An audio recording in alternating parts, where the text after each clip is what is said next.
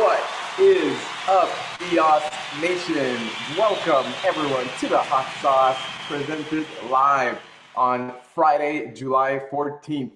EOS Hot Sauce delivers the EOS news directly to you every week on YouTube, and today we're pleased to share some updates on the HotStuff Consensus algorithm that is coming to EOS. We're talking faster finality, better crypto intrinsics, new consensus possibilities, and more. EOS EVM adoption continues to grow. Today we're featuring EVMNS, Blocsec, Motodex, and Nerve Network. EOS NFT Twitter Spaces happened yesterday. That was fun. Eden election happened last weekend. That was also fun. We'll talk about the results. And then, of course, also going to feature some Firehose and Substreams action on Antelope. So let's jump right into it. HotStuff Consensus algorithm. This is a big upgrade that is coming for the EOS network, probably going to be included in the next scheduled and planned hard fork that is probably going to be happening in early December. And this week we had the pleasure of having Gnome from UX Network join us on the fireside to talk all about the HotStuff Consensus algorithm. So this consensus algorithm was developed originally by Libra. This was a blockchain network that was being worked on by Facebook.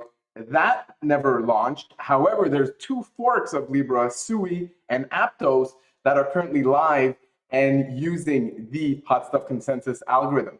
So Gnome here from UX Network and a bunch of other devs from ENF and from his team have been working on some modifications for the HotStuff Consensus algorithm in order to deploy it to the EOS network. So this would mean improvement for time to finality. Now, why and how exactly that's possible through these very technical developments that's going on in the HotStuff Consensus algorithm, I will ask you to tune in or to listen to this week's Fireside for more information on the technical details. Guillaume was with us for a full hour talking about this stuff. We had some great comments from the crowd. Obviously, I cannot do that justice, so I'm just going to leave it there. Make sure to listen to that if you're interested on this. But we talked about improvement for time to finality, some new crypto intrinsics, and aggregate signatures. What does this mean? I'm not too sure, to be honest, but what I did understand is that there's been some 100x improvements with these new crypto intrinsics in terms of how much time it takes to validate a transaction on the network. So they went from something from 100 milliseconds to 10 right now, and then these new upgrades that Guillaume has been working on is bringing that down from 10 to 1. So some exciting stuff going on there. And this sounds like it's pretty groundbreaking stuff for all of the crypto space, not just EOS. And then there's the new possibilities that come with this new consensus algorithm. So in short, one of the big features is that it can break up the function of a block producer on Antelope into 3 separate parts. And so we don't have to have our block producers doing all 3 of these parts at once. People can be specialized in these different parts. And if someone isn't a solid block proposer, for example, well, they can still be a block finalizer or a consensus leader. So those are the 3 categories that are going to be possible. And then also it allows us to change the amount of producing block producers on EOS compared to the standbys and a bunch of other things. So really, really interesting talk that we had with Guillaume. 1 hour of this stuff available for you guys on the Fireside chat from this week. All right, let's keep it going with the technical topics for Antelope with a quick reminder about Firehose and Substreams for Antelope. So Pinax, our sister brand, published a nice thread this week on the possibilities for Firehose and Substreams on Antelope. So let's dig into it. Of course, we all know Antelope processes transactions at lightning speed and minimal cost, home to leading apps, GameFi apps like Upland and Alien Worlds, but this is generating loads of data. Firehose and Substreams is able to get this data easily accessible so Web3 devs can dream big. Diffuse, which is a current solution used on Antelope, is costly to operate and it impacts its widespread use, reliability, and decentralization. Firehose and Substreams will offer more flexibility. This is a technology that it's built by streaming fast, and it's the evolution of Diffuse. This technology is now chain agnostic as opposed to EOS Antelope focus like Diffuse was. Firehose and Substreams is available across the entire Web3 ecosystem. So here are some benefits that the Firehose brings to infrastructure operators. It's more flexible, more affordable, more reliable, and easier to handle. If you want to learn more, there's a Firehose mega thread linked here. As for the developers, they see a lot of benefits from Substreams being composable, parameterizable, transformable, and parallelizable. So are you building on Antelope? You want to start using Firehose and Substreams? Check out the presentation by Matthew. That's a great start. And then if you want to get your hands on this technology, reach out to us.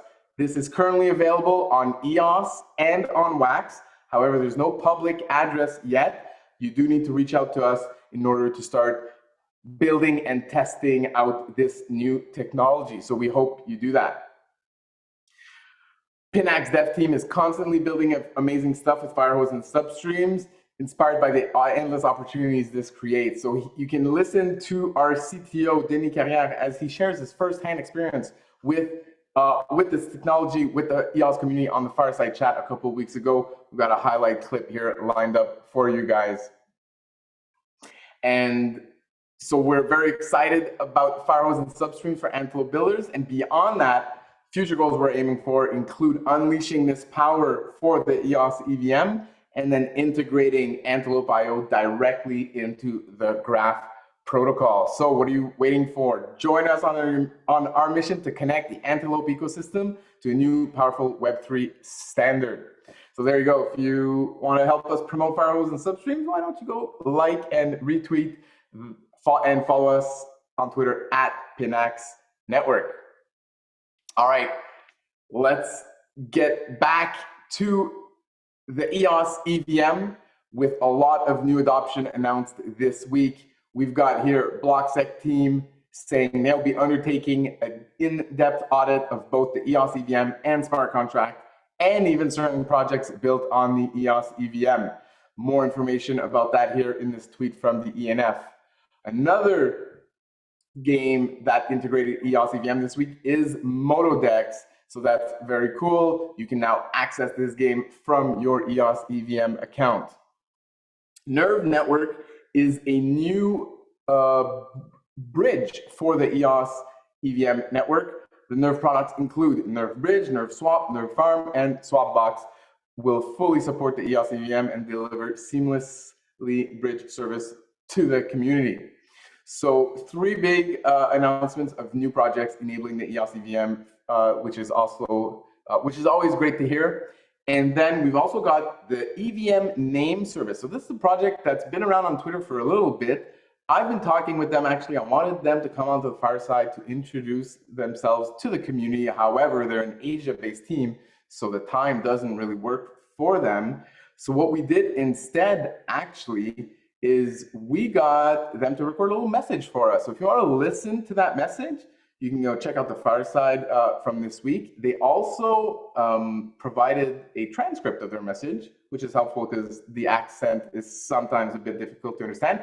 And so I just want to highlight some of the things that I found interesting from their introduction. So first of all, the EOS EVM name service is a distributed, open, and scalable decentralized identifier, DID, domain name system built on EOS EVM. They talked about a super airdrop to bridge EOS mainnet users, and they'll be airdropping 12-character .evm names to over 5 million accounts on the EOS native side, allowing EOS native users access to the EOS EVM without any barriers and let them experience DeFi, GameFi, SocialFi projects on the EVM. They talked about a referral program, which awards 35% of the registration fee to the referrer, and also released the pricing for those names on the EOS EVM. 3-character names will be priced at 100 USDT 4-character names at 50, 5-character names or above at 5, with a 5 USDT yearly renewal fee for all of these names. And of course, all payments settled in EOS. So very cool. Thank you to the EVMNS team for taking the time to record a message for us and post it. And then if you want to record a message for us that you want me to play on the fireside, reach out to me. Always happy to spread the word about projects to our community. All right, Eden election results. Last weekend was the 8th election, 7th, something like that.